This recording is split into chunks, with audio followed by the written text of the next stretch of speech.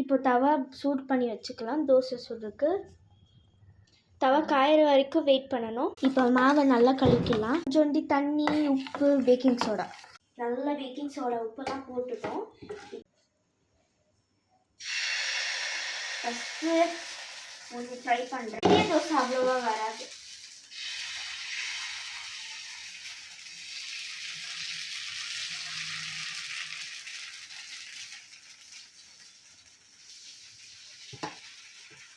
போதும்.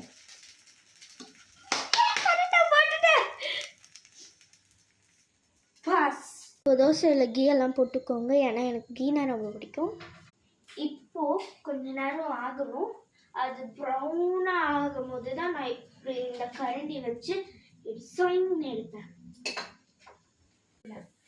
கை நல்லா வந்துச்சு. ஸ்லோ.